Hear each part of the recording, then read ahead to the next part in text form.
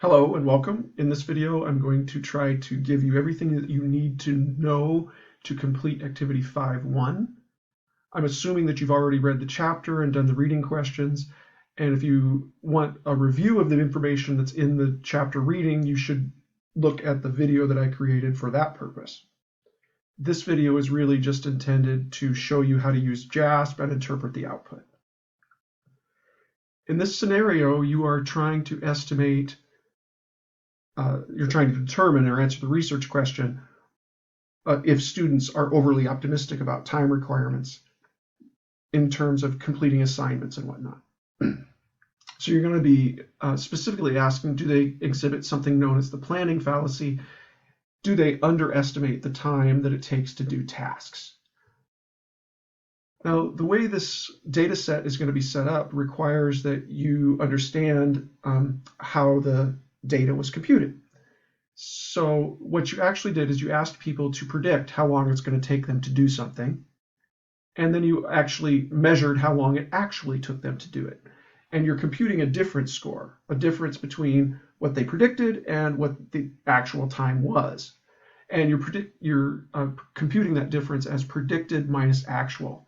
So if somebody predicted that it would take 12 minutes to do something and it took 10 minutes, they obviously missed by 2 minutes, but their estimation was an overestimation, and this formula would give you a positive number. So 12 minus 10, prediction of 12 minus actual of 10 would give you a positive number, and a positive number in this formula means an overestimation.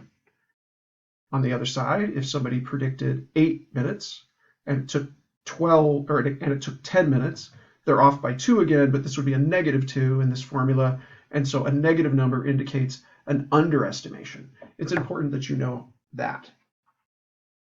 Now I'm going to pull up JASP and show you what you need to do. I'm assuming that you've already got the numbers entered, or excuse me, you got the data pulled into JASP. And you want to run a single sample T here, of course.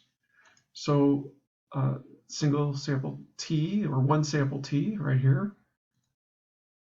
Here is your data. There's only one column of data, so there's only one thing listed here. So you're going to pop that over here. Notice what that gives me. It gives me the T, the degrees of freedom, and the p-value. Now that's not enough information. We want more. So you can click on location parameter, and that's going to give you the mean difference.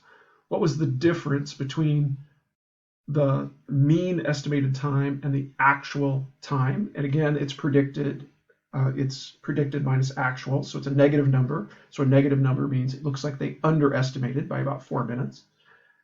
Now I want more. I want a confidence interval around that mean difference. So if I click on this, it'll give me that confidence interval.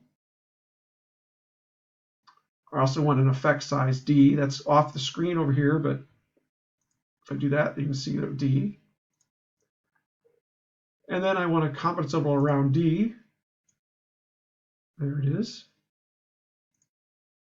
And I want descriptive statistics. So that's going to tell me the overall N, how many people were in the study. The mean difference, again, predicted minus actual. The standard deviation of that mean difference. And then the standard error, or a measurement of expected sampling error. The activity is also going to ask you to do descriptive plots down here. This will tell you that the mean is here, so this is the -4.05, and then this is 0, our comparison number. Now this is a good time to tell you that in this activity, you're comparing the sample mean to 0. That's our comparison number. That's our test value, because we want to know how accurate they are. And if they were accurate, their prediction and their actual would be very close to each other. And ideally, the perfect prediction would be 0. So we're going to compare the mean prediction, the mean time differential, to 0. Now, in other assignments, you're going to have to remember to change this test value to some other value. If I'm doing some other test and the mean that I want to compare things to is 10, then I'm going to have to change this test value to 10. But in this assignment, the test value is 0, so you don't have to change anything.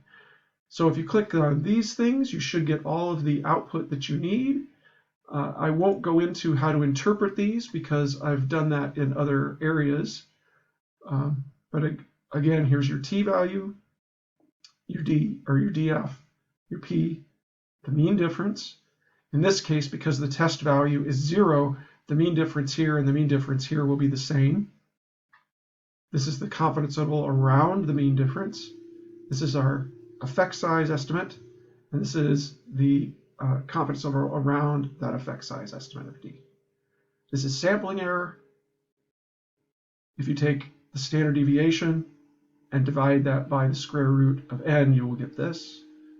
And then here is your plot. I think that'll give you everything you need to compute this data set and do all the data that you need to complete this activity. Again, if you need help interpreting these values, I'd encourage you to go back to the previous chapter video, or send me an email, of course. Good luck with the activity.